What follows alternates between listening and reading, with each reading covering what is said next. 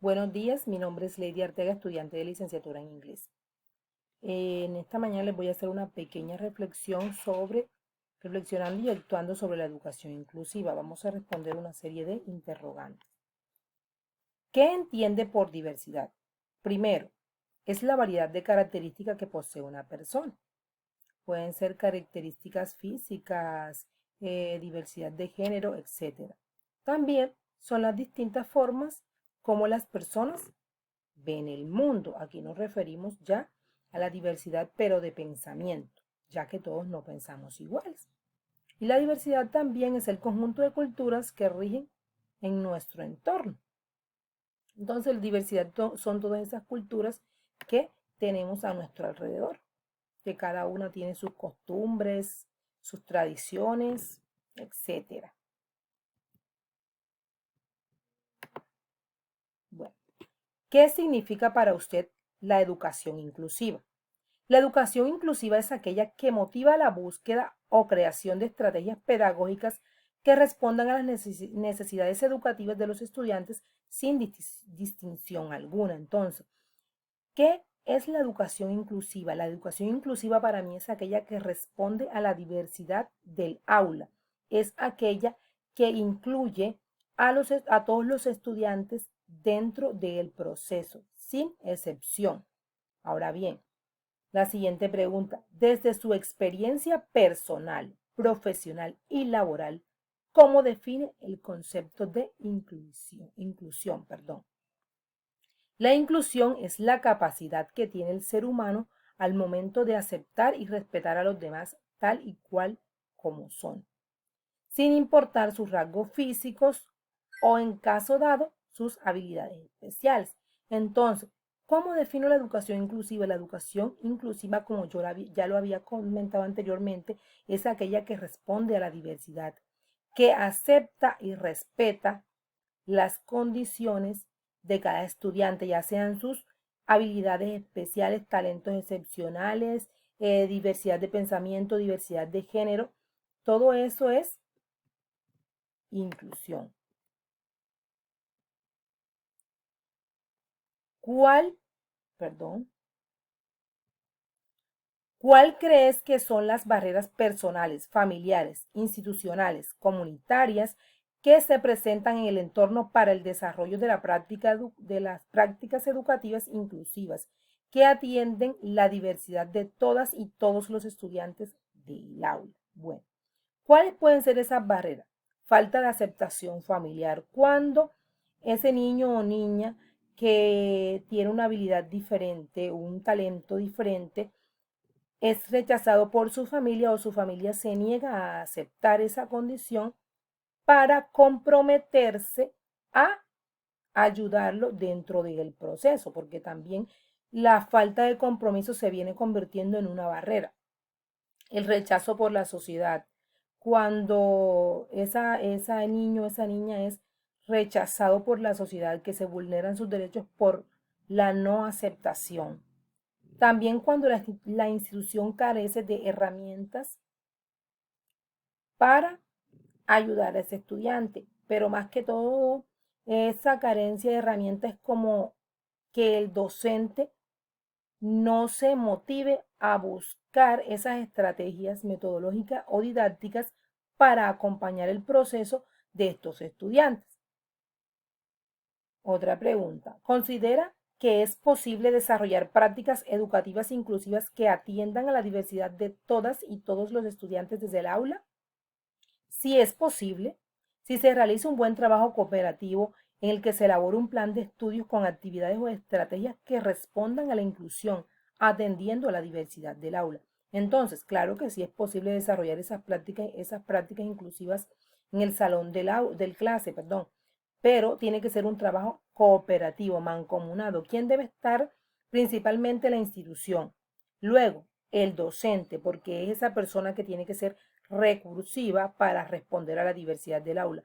Y como tal también la familia, ya que el apoyo familiar para el niño desde cualquier punto de vista es totalmente fundamental. ¿Cuáles cree que son los factores facilitadores en lo personal, familiar, institucional, comunitario, que se presentan en su entorno para el desarrollo de la práctica educativa inclusiva, que atiendan la diversidad de todos y todas los estudiantes. Bueno, así como hay barreras, también hay factores facilitadores.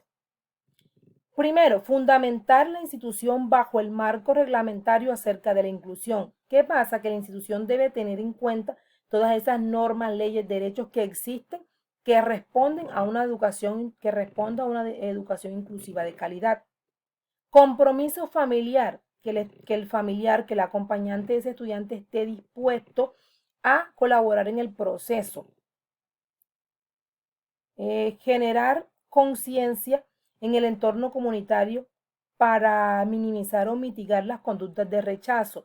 Entonces, fomentar en el aula de clase, en la comunidad, sí, que el estudiante aprenda a dejar de lado esa discriminación y fomentar la aceptación dentro del aula.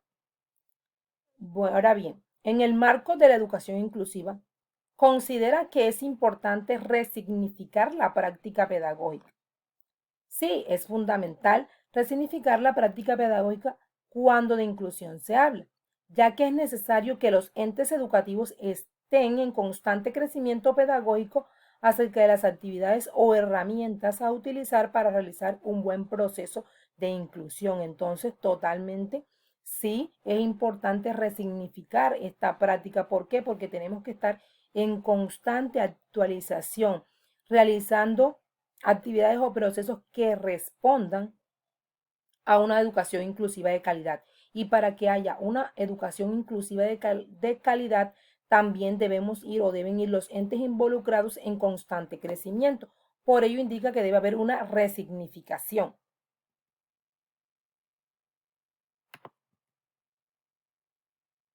¿Qué demandas personales, profesionales, considera que requiere un docente para trabajar con flexibilidad curricular? Entonces, en cuanto a la pregunta, ¿qué demandas personales y profesionales considera que requiere un docente para trabajar con una flexibilidad curricular? Resalto los siguientes ítems. Siempre estar dispuesto a colaborar. ¿Por qué? Porque si es un estudiante, un docente negativo o llámense los encargados de la institución, rector, coordinador, que no están dispuestos a colaborar y que se niegan de pronto a aceptar un estudiante con una necesidad, le cierran las puertas de la institución, entonces no estamos dispuestos a colaborar, esto no estamos respondiendo a una educación inclusiva. También es importante que haya una persona capacitada para atender a la diversidad del aula. En efecto, todos debemos estar, como ya lo había dicho, en constante crecimiento. ¿Para qué? Para responder a la diversidad que tiene un docente dentro del aula y asimismo responder a las necesidades de los estudiantes. Un profesional que no deje de actualizarse para ofrecer nuevas alternativas. Sí, como ya lo había comentado, es un docente que debe estar en constante formación, actualización, indagando recursos. ¿Para qué? Para ofrecer al estudiante nuevos recursos, nuevas estrategias metodológicas, porque como ya sabemos, todos los estudiantes aprenden de una forma diferente. Un profesional capaz de establecer vínculos de comunicación con el entorno familiar en cuanto a los procesos educativos que conlleva cada estudiante.